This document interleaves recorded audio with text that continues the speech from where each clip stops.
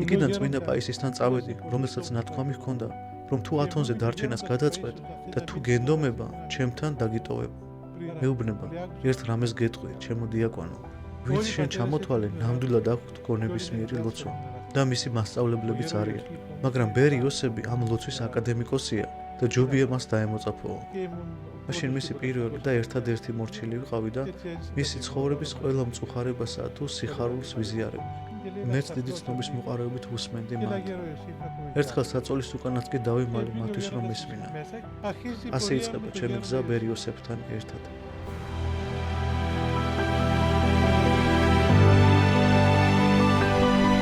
დაგლოცით მეუბნები. ქრისტემ დაგლოცით. დიდი ინტერესით ველოდები თქვენი სულიერი გამოცდილებების გაზიარების გაგრძელებას.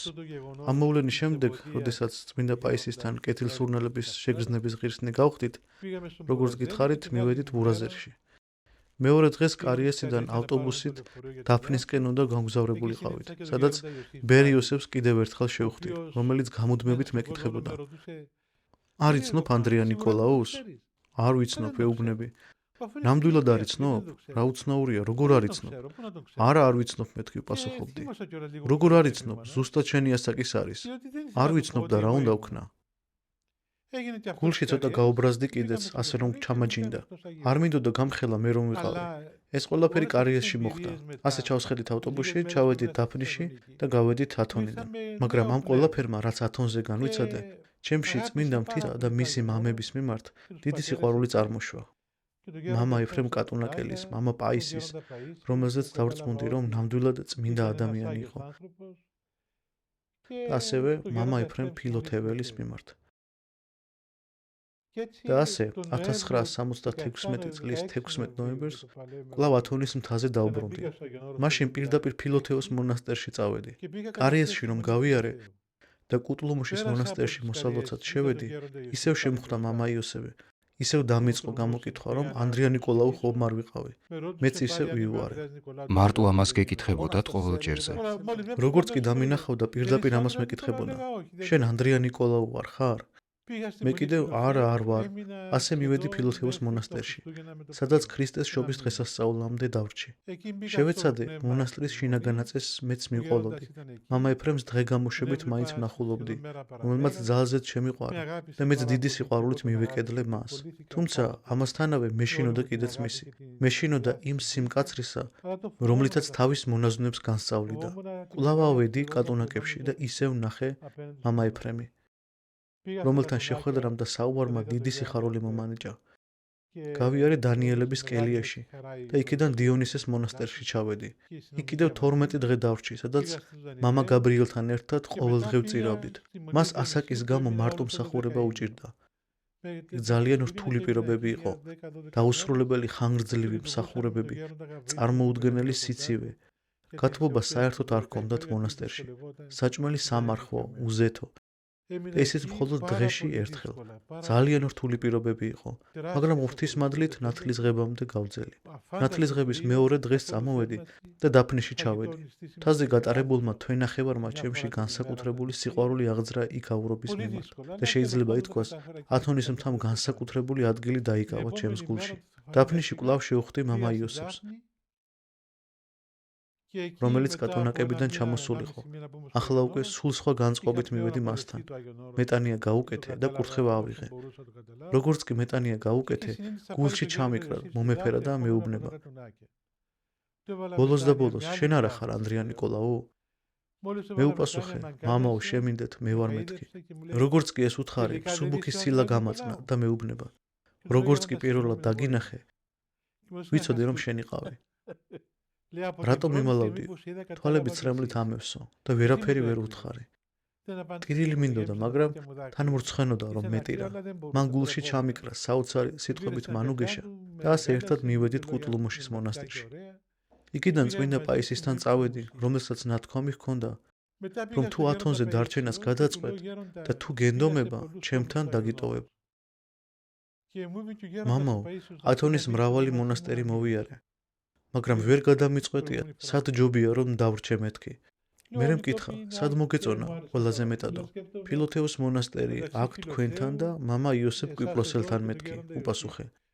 მეუბნება, ბერ იოსებთან მიდი, თან შენი თანამემამულეაო. მეკითხები, მამაო, მამა იოსებს გააჩნია გონებისმიერი ლოცვა? თითქოს და მარტო ეს ღამაკლდა და სხვა ყველაფერში წარმატებული ვიყავი.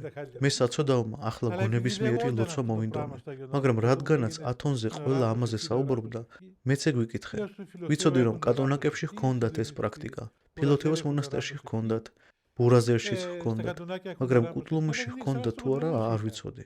რამაც ძალიან განმამტკიცა ჩემს გადაწყვეტილებაში. მეუბნება, ერთ რამეს გეტყვი, ჩემო დიაკვანო, ვინც შენ ჩამოთვალე, ნამდვილად აქვთ გონებისმიერი ლოცვა და მისი მასწავლებლებიც არიან, მაგრამ ბერ იოსები ამ ლოცვის აკადემიკოსია და ჯობია მას დაემოწაფოო. ამ სიტყვებმა ჩემზე დიდი შთაბეჭდილება მოახდინა. მართლაც 1977 წლის დასაწყისში ათონის წმინდა მთაზე დავბრუნდი, ბერ იოსებთან მივედი, მეტანია გაუკეთე და ვეუბნები. მამაო, ამ იერიდან თქვენ გემორჩილებით და ჩემს სულსაც და ხორცსაც თქვენ გაბარებთ მეთქი. ასე გავხდი მისი მორჩილი. მაშინ ბერ იოსები კუტლუმუშის მონასტერში ცხოვრობდა. იქ ახალი გადასული იყო. სხვა მამები ჯერ არ იყვნენ მისული მასთან, ასე რომ მე და მამა იოსები კუტლუმუშის მონასტერში იმ ძველ საძმოსთან ერთად დავრჩით. უთხარით მამა იოსებს, რაც ბერმა პაისიმ მასზე კითხრათ. არა, მაშინ არ მithქვამს. მოგვიანებით უთხარი. მაგრამ მათ ისედაც ძალიან კარგი ურთიერთობა ჰქონდათ. შემდეგ ფილოთეოს მონასტერშიც შევიარე და მამა ეფრემს უთხარი, მამა იოსებს დავემოწაფე მეთქი. ძალიან გაუხარდა და მეუბნება, ძალიან კარგად მოქცეულ ხარ, იოსები ჩემი უსაყვარლესი ძმააო. აი ასე, ჩვენ ერთი დიდი ოჯახის წევრები გავხდით. მაშინ მივხვდი, რასაც ნიშნავდა წმინდა ეფრემ კატონაკელის სიტყვები, როცა მითხრა, ჩვენი გვარისა ხარო. მაშინ ჩავწვდი მამა ხარლამპის სიტყვებსაც და მამა იოსების კურთხევით მასაც ხშირად ვსტუმრობდი. ესე იგი, აქედან უკვე ოფიციალურად მამა იოსების მორჩილი ხარ. დიახ, 1977 წლის იანვრიდან. ასე იწყება სხვა ეტაპი თქვენს ცხოვრებაში. დიახ, ასე იწყება ჩემი გზა ბერ იოსებთან ერთად. რა თქმა უნდა, ჩემი სისუსტეებით ძალიან გავაწამე, მაგრამ ჩემთვის საოცრად მადლიანი პერიოდი იყო. მუდმივად მის გვერდით ვიყავი. მაშინ მისი პირველი და ერთადერთი მორჩილი ვიყავი და მისი ცხოვრების ყველა მწუხარებასა თუ სიხარულს ვიზიარებდი. როგორი იყო ბერ იოსებთან ცხოვრება? კუტლუმუში ძალიან ბევრი სირთულე იყო, რადგანაც მაშინ ამ მონასტერს საკმაოდ რთული პერიოდი ედგა. იგი მხოლოდ რამდენიმე მოხუცი ბერი ცხოვრობდა. ყველა თვალსაზრისით მორღვეული იყო მონასტერი. ბერი ცდილობდა იმ ეპოქის მცირე შესაძლებლობებით მონასტრის გაწყობასა და აღდგენას. ძალიან რთული მდგომარეობა იყო. ადამიანის ძალებს აღემატებოდა იქ რაიმეს გაკეთება. მაშინ იმ ეპოქაში ზოგადად ჭირდა ცხოვრება. არ არსებობდა არც ტელეფონი, არც მანქანა.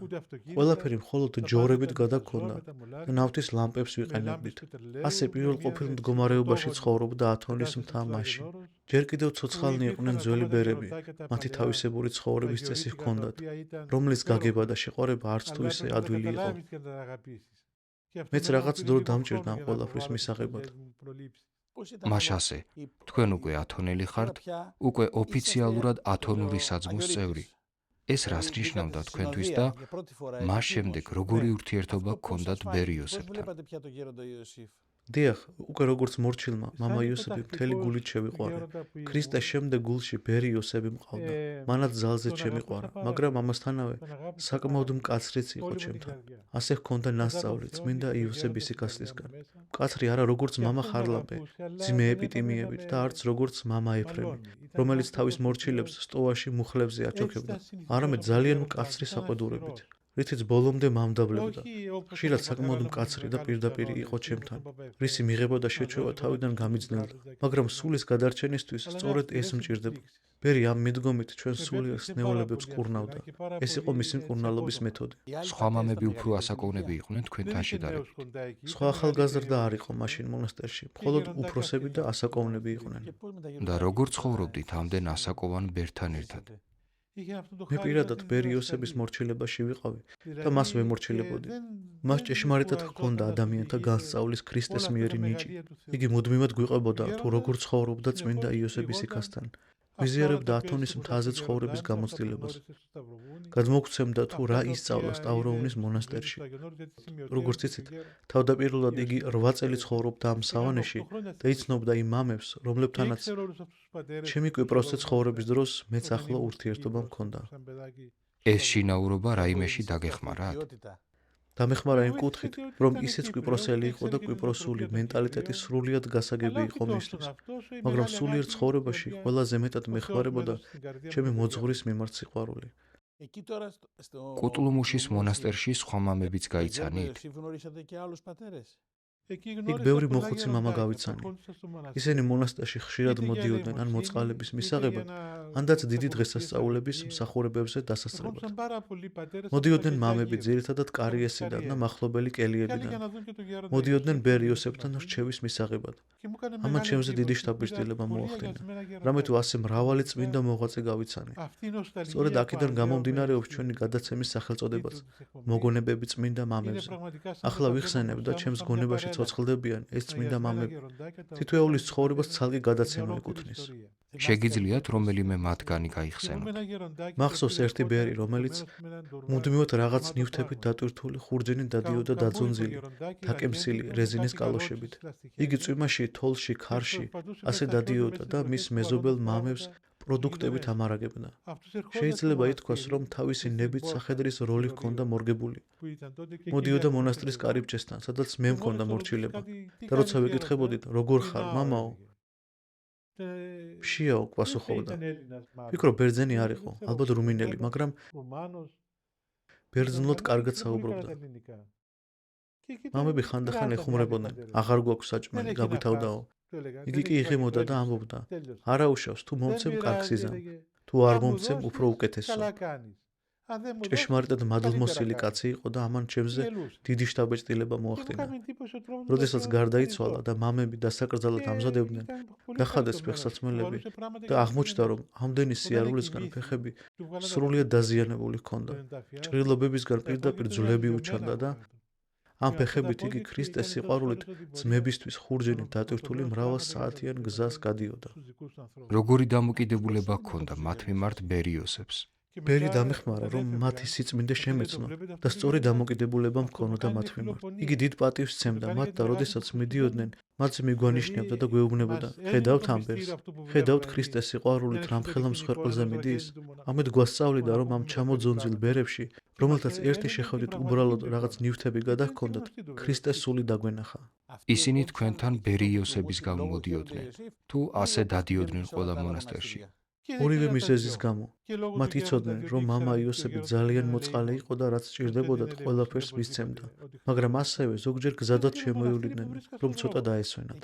სხვა კიდევ ვის შეხვდით ისეთს, რომელმაც თქვენზე შთაბეჭდილება მოახდინა? კიდევ ქრისტესთვის სალოს ბერ ბიკენტის ხვდებოდი. იგი სალოსობდა და ყველას გიჟი ეგონა. ერთხელ მონასტერში ერთი ავტობუსით მომლოცველები მოვიდნენ. ამ დროს მამა ბიკენტიც მოვიდა. მე რომ დავინახე, ცოტა აღშფოთდი. ძალიან მოულელად და ბინძურად იყო შემოსილი. თანაც გაუგება რაღაცეებს ამბობდა. სადღაც 30 ადამიანი იყო. ყველას ყავით გავუმასპინძლი და მასაც გაუკეთე. გონებაში განვიკითხავდი და ვფიქრობდი, ეს რაღაც მოვიდა მეთქი. ყველა მიერთო ყავა. მამა ბიკენტის ხელში ეკავა ყავის ფინჯანი და არ სვამდა. როდესაც წამიერი სიჩუმე ჩამოვარდა, წამოდგა მამა ბიკენტი და ხმამაღლა დაიძახა. დაგლოცეთ. არავინ ხმა არ გასცა და თვითონვე უპასუხა. ღმერთმა დაგლოცეთ.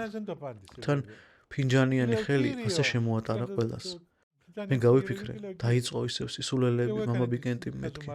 უცებ მომეტრიალდა და მეუბნება. მე რომ ახლა აქ ვარ, ეს იმას ნიშნავს, რომ ვიღაცის სულმა მომიხმო აქო.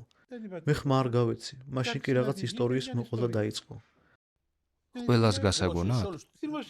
დიახ, ყველას გასაგონად. სრულიად აზრს მოკლებული ისტორია ვიღაც კაცზე, რომელიც ათეში ერთ ქალზე დაქორწინდა, შემდეგ დაშორდა. კარგად აღარც მახსოვს, რას ამბობდა. ჩემთვის ფიქრობდი, რევს ყვება ახლა ეს დალოცვილი მეთქი და ვამშვიდებდი, კარგი ახლა მამა ბიკენტი მეთქი. შენ ჩუმად იყავი, შენ არაფერი გაგეგებაო. მითხრა და გააგრძელა. როდესაც მორჩა ამ ლაპარაკს, ერთი კაცი წამოდგა და მეუბნება, მამაო, ვერ ვარ კარგად, ცოტა წყალი მომიტანეთო. მივაწოდე და ვეუბნები, რა მოგივიდათ მეთქი. ის კი პასუხობს: ამ ბერმა ჩემი ცხოვრება მოყავო. ვინ არის ეს ადამიანი? მამა ბიკნეტი კი ამასობაში იქავრობას გაეცალა. იგი ჩვენთან ხშირად აკეთებდა ასეთ რაღაცეებს. ბევრისთვის უწინასწარმეტყველებია და გულის დაფარული ზრახვები გაუმჟღავნებია. თქვენ ხვდებოდით, რომ წმინდა ადამიანი იყო? ხვდებოდი, მამა იოსებიც მეუბნებოდა წმინდა კაციაო. ის ასე მოდიოდა და მერე მიდიოდა? დიახ, ასე, მოდიოდა და მიდიოდა. ყველანი კარიაში ცხოვრობდნენ? დიახ, კარიაში ცხოვრობდნენ და ისინი საოცრად ამშვენებდნენ და ალამაზებდნენ ათონის მთას.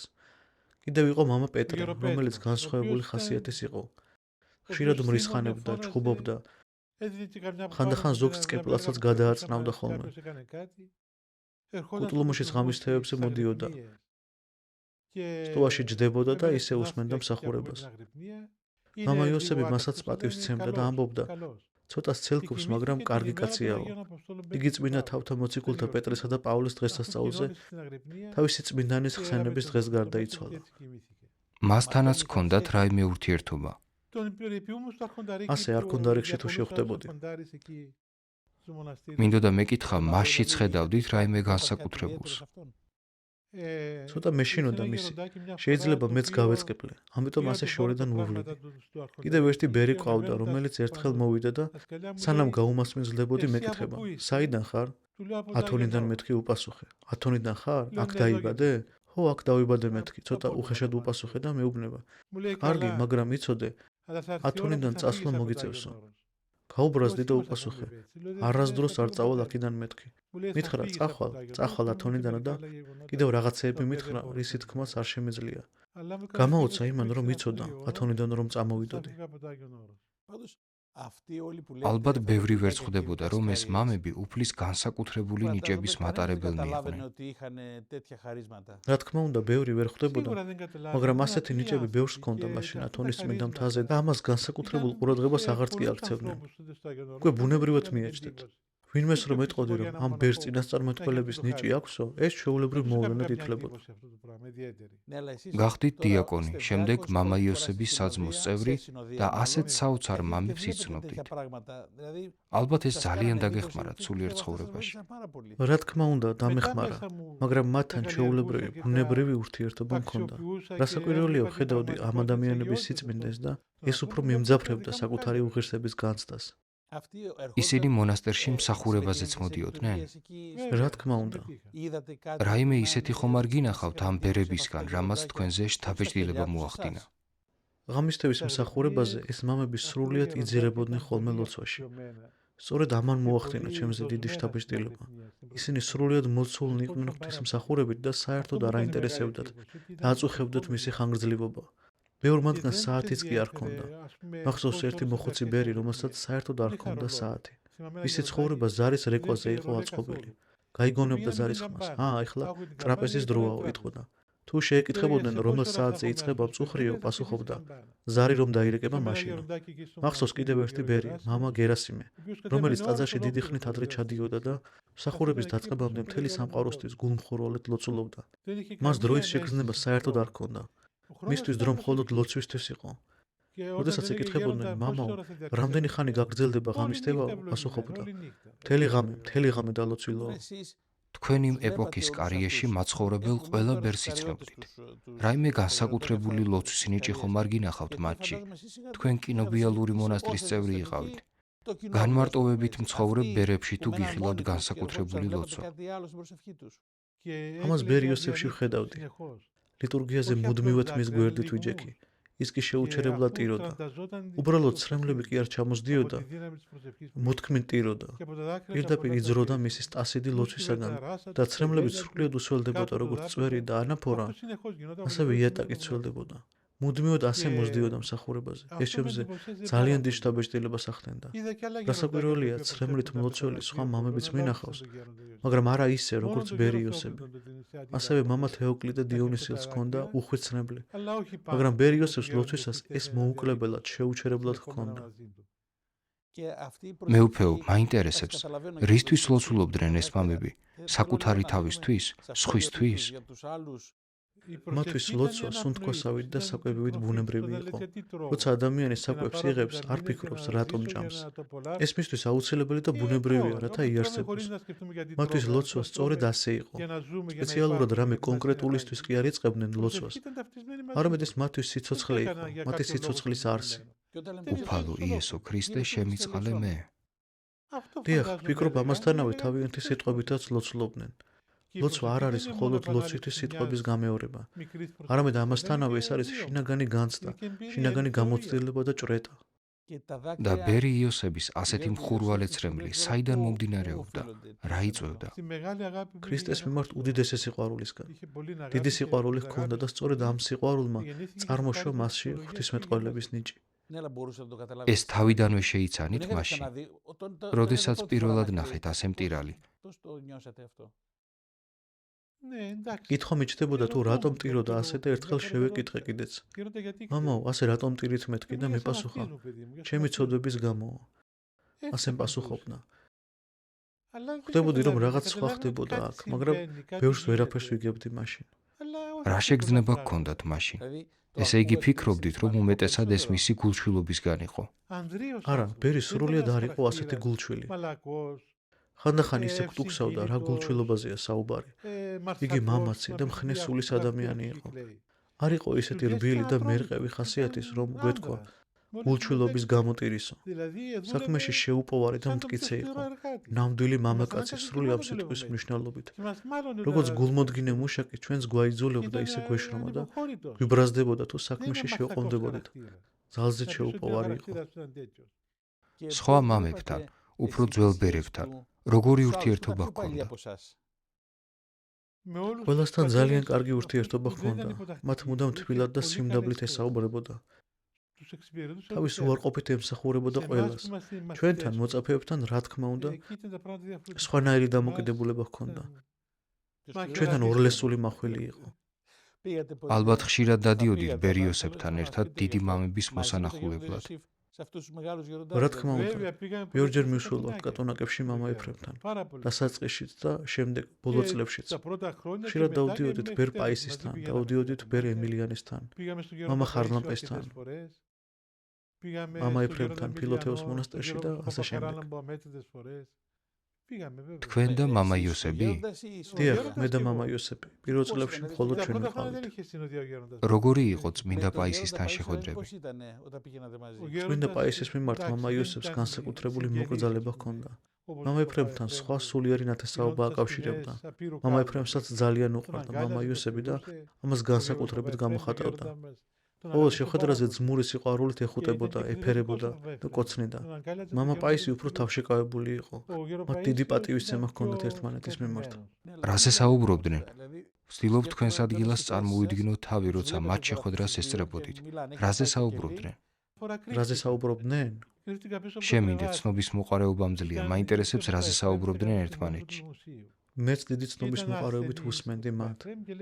ერთხელ საწოლის უკანაც კი დავიმალე მათთვის რომ მესმინა. მაშინ მამა ეფრემი კუტლუმუშის მონასტერში გვესტუმრა. ავად იყო და მამა იოსებს უთხრა: ცოტას წამოვწები და მოდი ვისაუბროთო. მამა იოსებმა ოთახიდან გამოგვიშვა, გარეთ გადითო. მე საწოლის უკან დავიმალე და როგორც ჩანს ვერ შემამჩნიეს. რახან პირადად არ მითხრეს გადიო, მეც დავრჩი და ვუსმენდი. სულიერ თემებზე საუბრობდნენ და რასაკვირველია, ადამიანურადაც მოიკითხეს ერთმანეთი. როგორ ხარ, რა შვები, როგორ გაქვს ჯანმრთელობა, მაგრამ ძირითადად სულიერ თემებზე საუბრობდნენ. რა თემებზე? გახსოვთ კონკრეტულად? იმდროინდელი ბერების სულიერ მდგომარეობაზე, ახალგაზრდა მონაზვნებზე, რომლებთანაც შემწყნარებულად კეთილგონიერი განაჟით იყო საჭირო მიდგომა. საუბრობდნენ იმაზე, თუ როგორ აზიანებდა ახალგაზრდა მონაზვნებს იმ ეპოქის თანამედროვე ცხოვრების წესი. იხსენებდნენ თავიანთ მოძღვარს, ბერ იოსებს და თუ როგორ განსწავლიდა მათ. ერთმანეთს რჩევებს ეკითხებოდნენ? რა თქმა უნდა. ბერ იოსები არაფერს ისე არ გააკეთებდა, თუ ჯერ მამა ეფრემს არ ჰკითხავდა. აქ იგულისხმება მნიშვნელოვანი თემები. სანამ ვატოპეთში გადავიდოდით, უპირველეს ყოვლისა მამა ეფრემის რჩევა და კურთხევა ვითხოვეთ. კვიპროსზე ჩამოსვლაზეც მისგან ავიღეთ კურთხევა. მოძღვრად ჰყავდა იგი მამა იოსებს.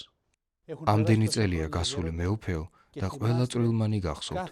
ახლა ხვდები თუ რატომ გინდოდათ ამ გადაცემის სახელწოდებაში სიტყვა მონატრების გამოყენება.